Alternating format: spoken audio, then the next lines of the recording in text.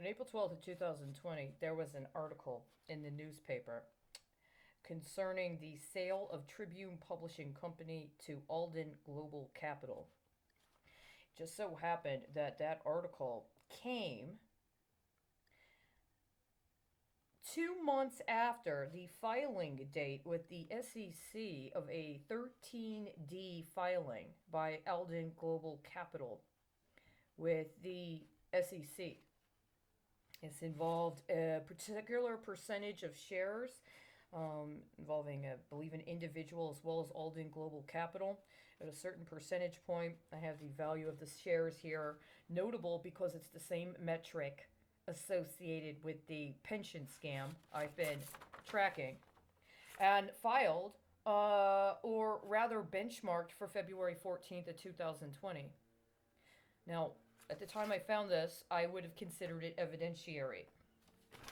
But at the same time, there was also a consideration of the fact that there were people in Chicago that had gone on the record. There was a reference in the article that people had gone on the record discussing how they wanted instead for Tribune Publishing Company to be put into a form of trust. Now, later I had experiences with the Chicago Tribune.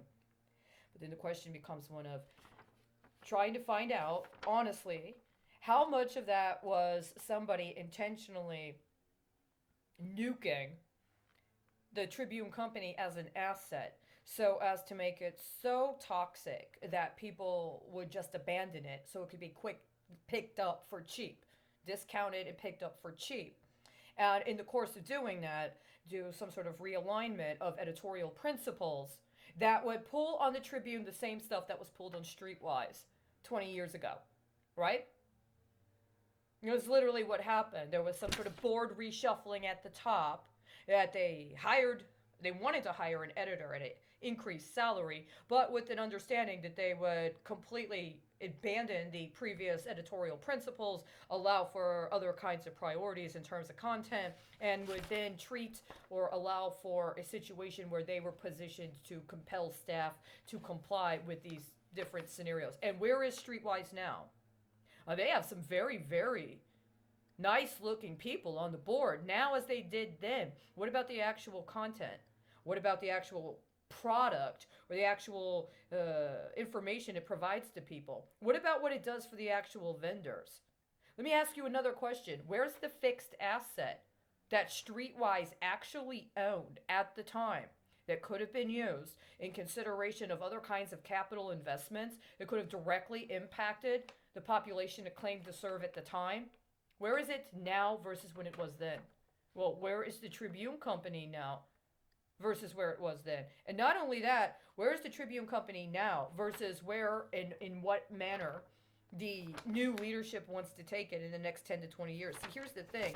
Part of what I understand is possible is that things like my birth certificate or other very important things that would happen in my life or the life of my community could involve some kind of financing or even potential refinancing that could in part be underwritten with or in connection with public notices associated with either the actual assets involved or the communities or people involved. And that the benchmarks that would be set up on something like a bond or a long-term security would have associated with them accomplishments that could be a part of priorities we set. And so the determination about whether or not we met the benchmarks or whether or not we accomplished those goals would be things that we would discuss with each other, and then to make the determination of whether or not we considered some accomplishment to be creditworthy of the initial intent, or if we understand that somebody defaulted, including intentionally defaulting, in order to create as a liability what was otherwise a value, including values that we originally invested with.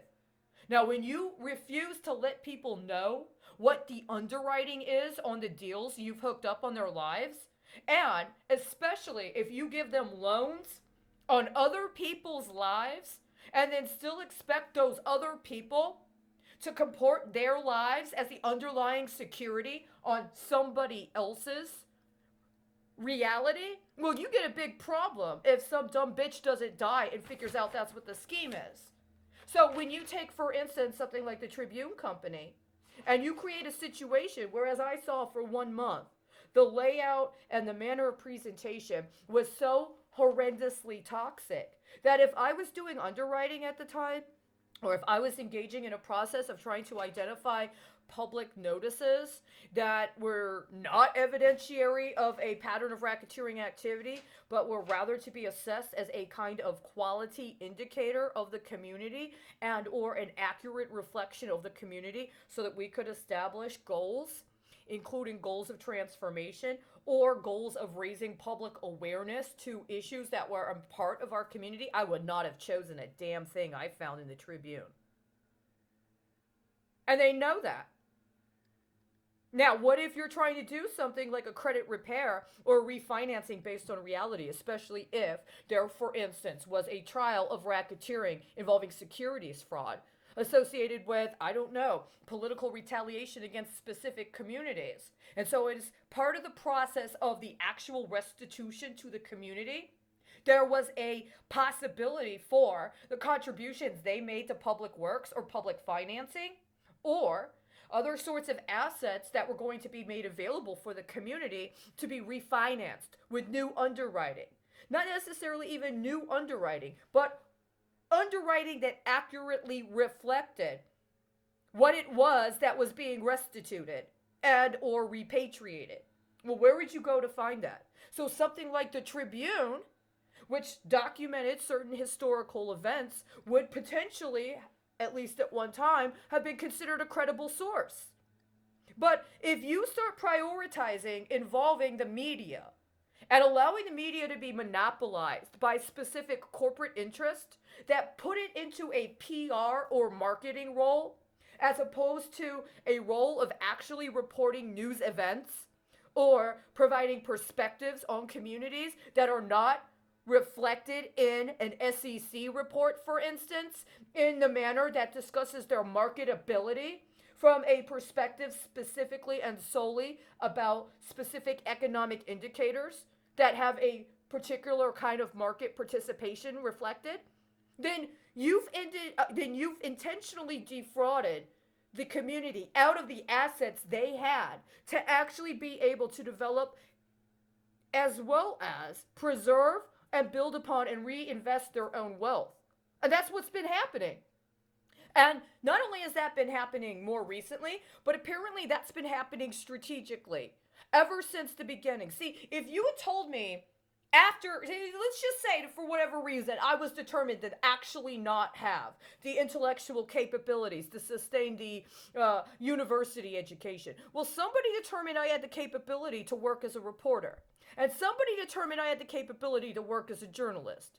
But if you had told me at the time, well, what we're doing is we're using your efforts now as underwriting on political hedging for other candidates, including candidates you've already said you don't agree with politically.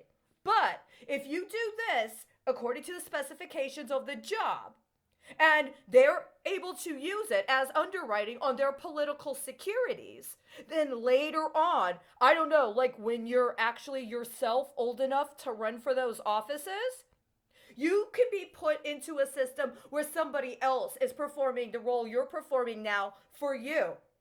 And that's part of our central counterparty policy.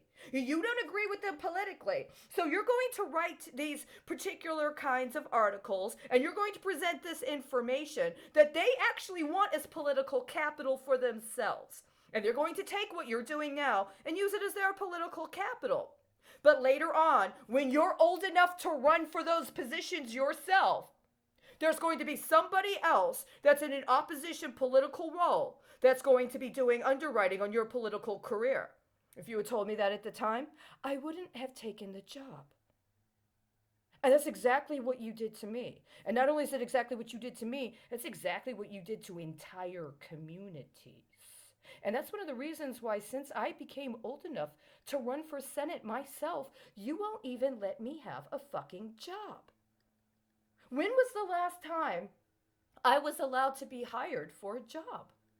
The last time I was hired for a job, an actual job, in the United States, including one that I could have used as a career, was in August of 2013.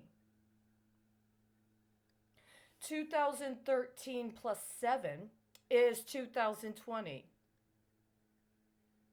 I was 43 last August. That means I would have been what, 36?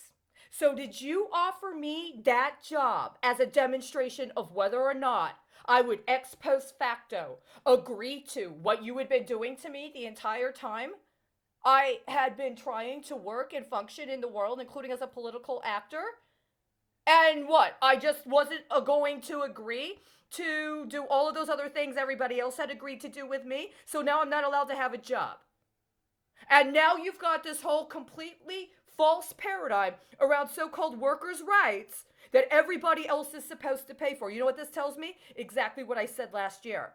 That if you have a job right now, then what it shows is that you agreed to conspire to acts of terrorism against your own people and call it workers' rights. Am I correct? Okay, so is that if you're only over the age of, let me see. When was I 25? 2000 what? 2002. So around the time I would have been old enough to run for Congress,